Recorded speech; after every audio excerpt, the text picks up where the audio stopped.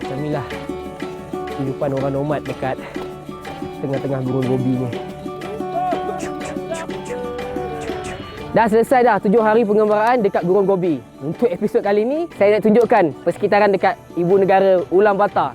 Ibu negara yang paling sejuk sekali di dunia.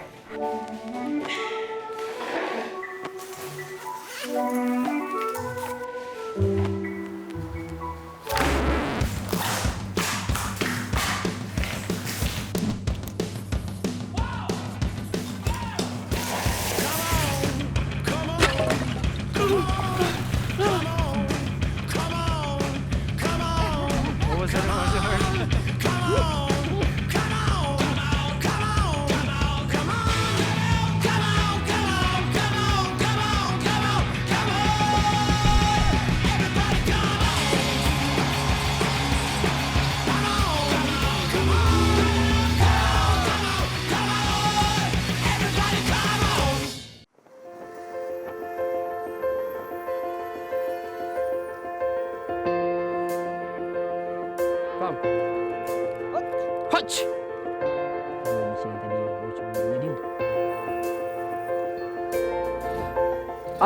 Sebelum tu, mesti korang tertanya kan, apa ceritanya dalam kereta api daripada Beijing datang ke Ulaanbaatar? Tengoklah dulu.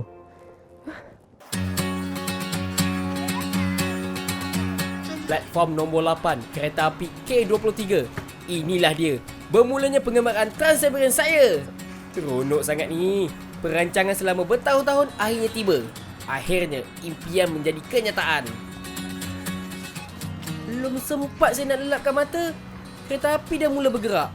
Hoi, betul-betul tepat pada masanya.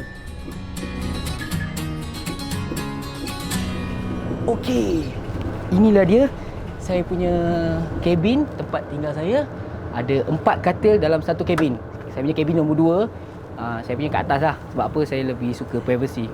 2 kat bawah, 2 kat atas. Saya punya barang boleh simpan dekat atas ni. Kelebihan dan juga kekurangan kalau kita ambil ni apa? Katil dia ni ke belah bawah.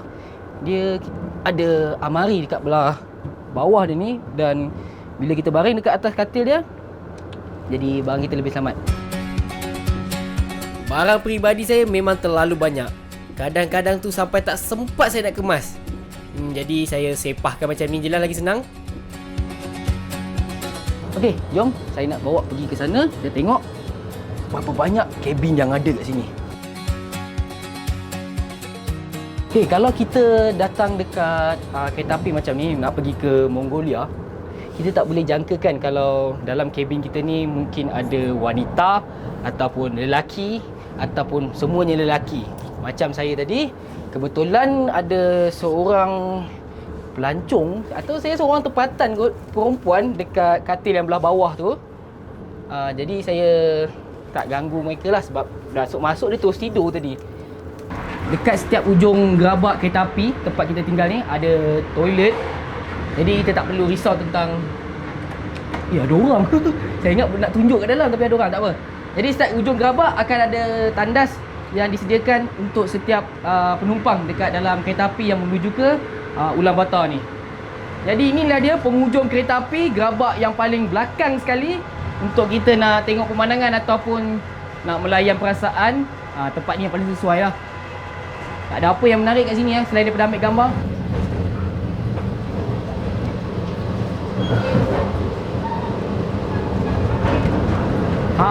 Selamat datang ke gerabak yang ada kantin Trans Mongolia. Inilah dia gerabak yang menjual makanan dan juga minuman. Apa yang dia jual dan disediakan saya tak pasti. Give me 1 coffee, black coffee. Okay, sisi. Ni saya nak kongsikan cerita kenapa musim kedua Kembar Backpackers bersama Moji ni kita buat di laluan Trans-Siberia. Idea asal dia datang daripada kita punya pengarah Allahyarham Matias Muhammad Ali pada musim pertama lagi. Arwah Abang Matias dah mulakan perancangan mencari maklumat untuk memenuhi impian beliau dan juga impian saya sendiri dan juga anda yang seorang pengembara traveller backpackers mesti mempunyai impian yang hampir sama dengan kita orang nak melakukan perjalanan Trans-Siberia ni. Tapi Tuhan lebih sayangkan beliau dan beliau telah pergi terlebih awal. Inilah dia, kita penuhi impian beliau dengan lakukan pengembaraan Trans-Siberia untuk musim kedua ni. Jadi sepanjang perjalanan 13 episod ni ditujukan khas untuk Allahyarham Matias Muhammad Ali.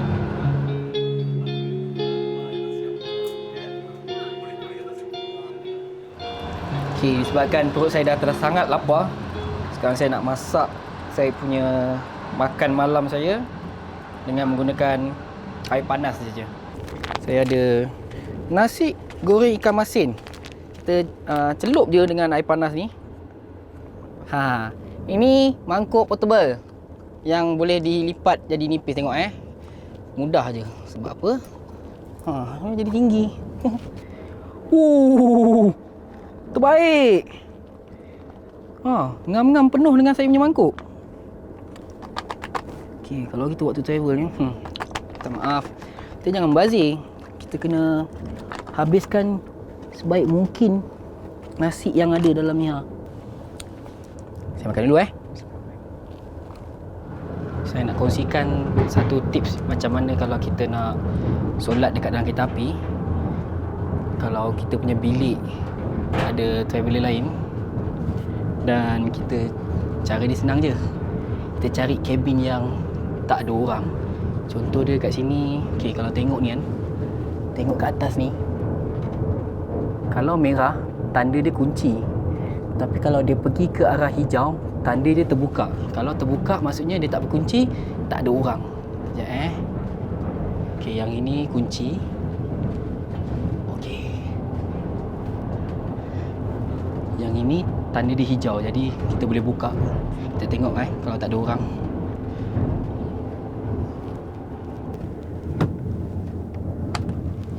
Okey, dalam kabin ni tak ada orang yang duduk, jadi saya boleh buat solat jamak takdim dan tak mengganggu kawan traveller saya yang dekat dalam kabin saya tu. Okay.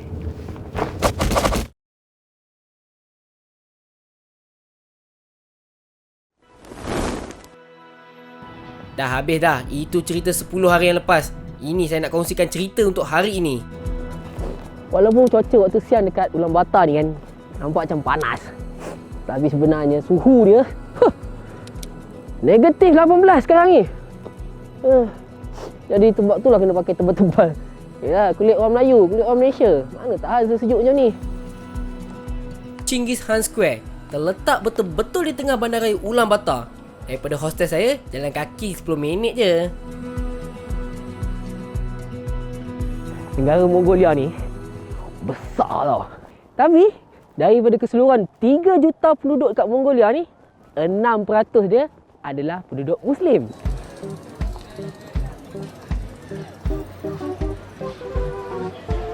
Tapi yang menarik je kat sini, daripada 3 juta tu, saya rasa lah 1 juta tu adalah wanita-wanita yang sangat cantik. Tengok ni.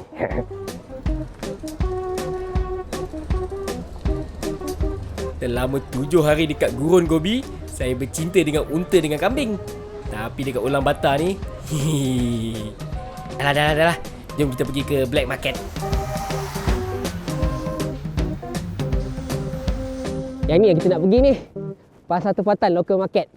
Orang tempatan sini panggil macam pasar tradisional lah. Tapi bukan jual macam barang-barang tradisional, macam dekat Chatuchak kat Thailand semua tu.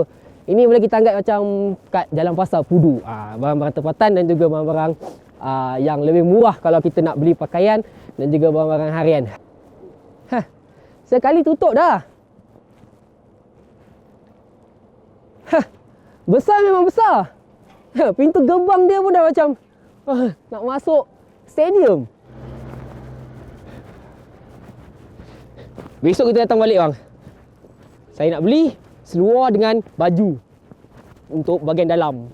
Kalau Mongolia dah macam ni punya sejuk, saya tak dapat bayangkan macam mana dekat Tasik Baikal dan juga Trans-Siberia nanti tu. Sejuk. Hampir 45% daripada populasi Mongolia menetap di Ulaanbaatar sahaja. Jadi, kesesakan jalan raya pada waktu puncak adalah sesuatu perkara yang biasa di bandar yang padat begini. Lebih kurang KL je sesak dia ni. Bagi saya, keindahan bandar Ulaanbaatar lebih menyerlah pada waktu malam. Tapi, waktu musim sejuk macam ni, saya tak boleh bertahan lama di luar. Suhu mencecah negatif 25 darjah Celsius. Balik tidur lagi best.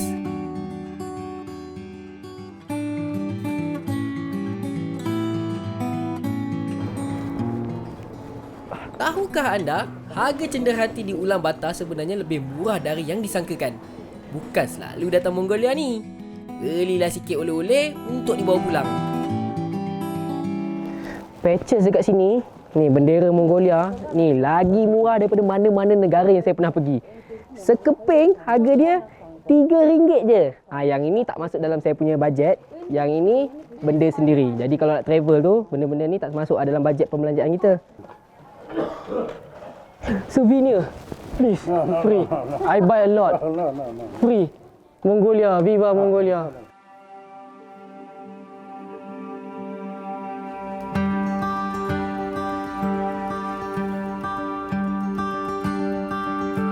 Kalau nak ikutkan sebenarnya kan, saya nak datang dekat Ge ni sebelum pergi ke Gobi.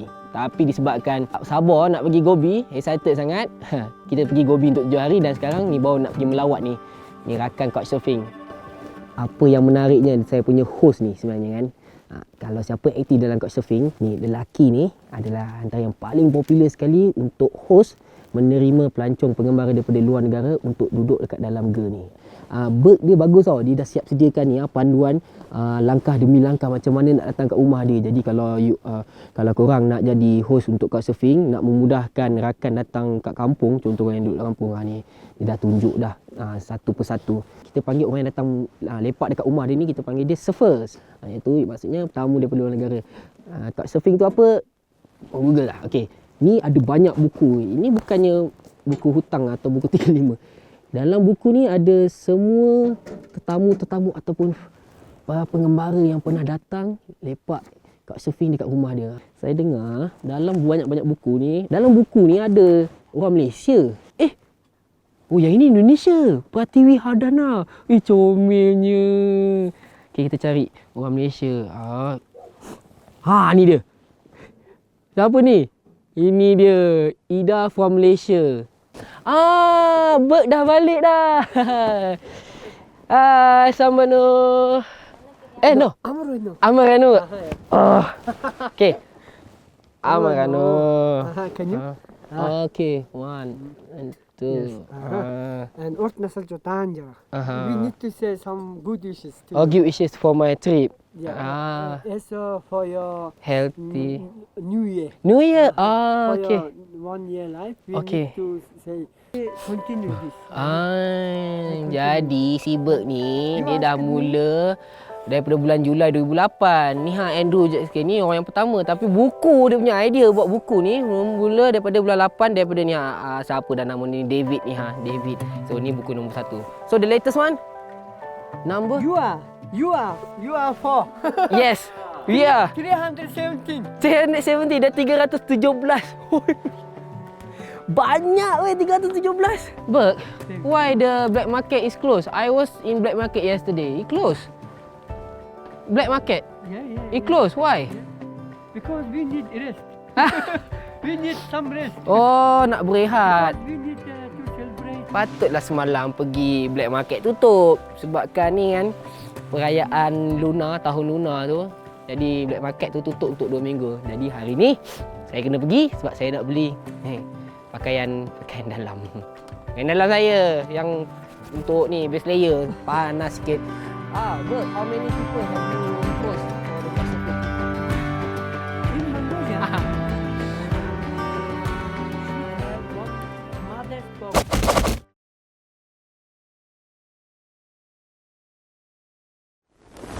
Come. Hotch. Go. Go hotch. Hotch. Hotch. Hotch. Go. Maksud dia pergi lah. Jalan. Bah. Dengar kata lah lembu dia kat sini. Lembu-lembu dekat sini. Bulu dia kasar. Sebab lembu untuk musim sejuk kan, dia sejuk sangat. Jadi bulu dia tebal gila. Tak pernah saya tengok bulu lembu tebal-tebal macam ni. Or next week the cows will give a birth. And then when we have new baby cow, they can give us new milk. Until that time, it's no milk. Sebenarnya lembu-lembu yang berternak ni tujuan dia nak dapatkan susu, tapi sebabkan ada beberapa ekor lembu ni dia bunting kejap, dalam beberapa hari lagi dia akan beranak anak lembu. Yelah, lepas tu nanti baru dia dapat hasilkan susu untuk diorang minum. Ya. Can I touch? No. It's very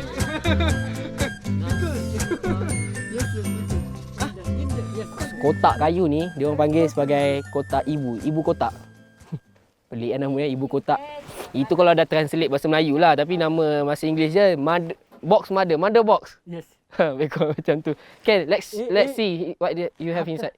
After. Yeah, what is inside? We don't know. Only mother knows that. Yes, exactly. Tak semua tahu apa benda isi dalam dia ni. Hanya isteri dia. Dekat Mongolia ni kan, kita tak boleh nak tunjuk orang ni tuding-tuding dia tak sopan. Jadi saya buat sini sikit-sikit lah. Saya First, my wife said first should have some food. Okay. Meat products and then after. Pedas? Ada pedas? Sini ada makanan pedas? Oh, sedap. Sayumbo, it's possible right to take some look what you have inside. Saya nak tengok apa yang ada kat dalam tu selain daripada barang kain batik yang Malaysia tu. Ambil sedikit dulu minuman hidangan daripada mereka sebagai tanda hormat dia orang punya budaya. Biasa dia orang, kalau orang Mongolia ni kita masuk dalam ge ataupun dalam rumah, dia orang akan hidangkan air susu ke atau apa-apa, ataupun gula-gula, candy macam manis-manisan tu. Jangan ambil banyak sangat. Kita ambil sikit je daripada yang banyak yang dia kasih tu. If in Malaysia, we call this chapati. Macam chapati lah, keras. Rapuh. Sorry. Barulah. Satu lagi budaya orang Mongolia, bila orang kasih barang kat kita, kita kena sambut dengan tangan kanan, terbuka. Jangan macam ni macam ni, tak ada lah. Sambut, lepas tu ambil. Right? That's the culture of Mongolian. We have to receive with the open hand. It's very hot. There are many different ways. It's very hot. It's very sour. Dia bukannya panas. What's happened? Rasa dia. Acid. It's very sour. Exactly strong. There is no salt, Masam. no sugar. Yes, it's no sugar, no salt and it's just milk products. Yes. Dia punya niat dia tu betul. Dia nak berjumpa dengan orang daripada dunia luar dan memberitahu, nak memperkenalkan budaya sebenar mereka pada ni pengembara luar negara ni. Dan samping tu, yang paling penting sekali, anak-anak dia dapat belajar bahasa Inggeris. Bagus tau. Semua ni dah kena bungkus. Tapi apa yang saya nampak sini ada mangkuk, ada tissue paper, ada baju. This is from Argentina. Argentina, right? Mate. Ini cawan mate daripada Argentina. Orang Argentina minum dengan diorang punya teh serbuk atau dia panggil mate tea. Ini daripada Argentina, Buenos Aires, Argentina. Saya ada satu kat rumah. They bring us this can. This is my first time I saw chess for 3 people. Have you played before? Yeah, we tried. If you search Google 3-player chess, you can find it. Same material, same food.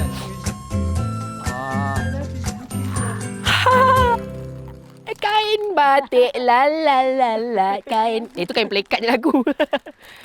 Ni lah dia kain batik yang who's give this? The friend from Malaysia? Ida. Ida from Malaysia. Yes. She's coming here? Yes. Soon. Dulu ni Ida pernah datang sini bawa kain batik ni. Sekejap. This is new or used? We only wear 2 times.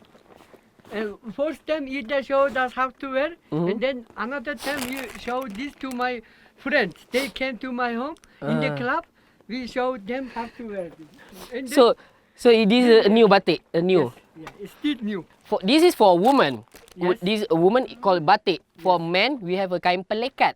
Different. It's the same sarung but with a different motif, with a different design, and also a different style to wear it. I'll show you later. To the shower room. No? Depends. Some people go to toilet, but most of the men they use this while they are staying inside the house, like because this is very comfortable. Wanita Melayu terakhir, the last Malay woman. Like something if the woman is very beautiful, it's like something like the end. Maaf, empoi. Somewhere in the countryside or you will never travel alone because God always with you. Yes. Thank you. Inilah yang bagus jika kita pergi mengembara. Dapat bertukar-tukar budaya dan cerita peribadi yang sangat unik. Dunia ini seperti sebuah buku dan siapa yang tidak menerokainya hanya membaca satu muka surat. Hari ni dah buka dah black market dekat Ulaanbaatar ni. Pasar ni, pasar tradisional, pasar lokal untuk orang yang membeli pakaian yang murah. Serupa macam dekat uptown kita dekat Malaysia, dekat KL tu. Tapi kat sini pakaian dia lebih murah dan banyak pilihan. Kalau kita nak pergi ke Gorong Gobi ataupun pergi ke nak Trans-Siberia selepas Ulaanbaatar, dekat sinilah tempat terakhir kalau kita nak beli pakaian yang murah-murah dan tak perlu berbelanja banyak sebelum datang daripada Malaysia. Ini tips saya nak bagi tahu. Sebenarnya dekat tempat ni kita kena berhati-hati dengan barang-barang berharga kita. Semua barang-barang berharga kita letak kat depan. Kamera kita kena berjaga-jaga. Bukan tempat ni terlalu teruk, tidak. Tempat ni bagus untuk kita lawati, nak beli-beli pakaian ataupun melihat macam mana mereka berurus niaga walaupun pada waktu musim sejuk macam ni. Kita cuma kena berjaga-jaga je dengan barang-barang berharga kita supaya tidak mudah dicopet ataupun kena ragut lah. Sejuk sebenarnya ni. Produk yang dibuat dari bahan tempatan sememangnya bagus untuk keadaan cuaca negara tersebut. Jadi saya perlu membeli satu lapisan pakaian asas untuk cuaca ekstrim begini. Saya nak kena beli satu lagi lapis base layer sebab saya punya base layer dari Malaysia tak cukup panas. This same material. Untuk mengelakkan dari diri kita salah faham dengan harga yang disebut dan apa yang kita dengar, gunakanlah mesin kira-kira untuk menunjukkan harga sebenar sesuatu barangan yang ingin dibeli. Jadi tak adalah kena tipu. 2,000. Okay. Oh 20? No. Oh, salah harga dia. Tengok dah masalah komunikasi kan. Sebenarnya harga dia 20,000 tu geri, lebih kurang 40 ringgit. Sure dah. No, it's okay. Saya cek warna hijau lah. Cantik kan? Design ni cantik. I walk first. I walk. Look. Salji dah turun dah. Menandakan Christmas dah lepas pun. Tapi sekarang ni dekat Mongolia memang sejuk melampau. Oh, nampak macam menarik. Oh, tak menarik. Ya Allah. Oh, seluar juga. Sama. Oh, seluar dia siap poket. Keadaan sejuk sangat ni sebenarnya ni. Dan diorang pun dah nak tutup pasal dia. Ya Allah, sekarang tengah sangat sejuk. Salji dah turun pun. Saya rasa cukup lah. Saya dapatkan hanya satu helai seluar untuk panaskan lagi saya punya kaki. Yang selebihnya saya pakai yang saya rasa saya cukup lah. Jadi ini je lah pengembaraan saya dekat Ulaanbaatar, ibu negara yang sangat sejuk sekali. Ni dekat Mongolia ni. Sekarang suhu dia dah mencecah negatif. Ya Allah, negatif 22. Sebab dah matahari dah semakin terbenam. Semakin terbenam semakin sejuk. Assalamualaikum. Kita jumpa episod seterusnya. Saya nak pergi ke Tasik Baikal. Bye-bye. Mana nak pergi? Sejuknya.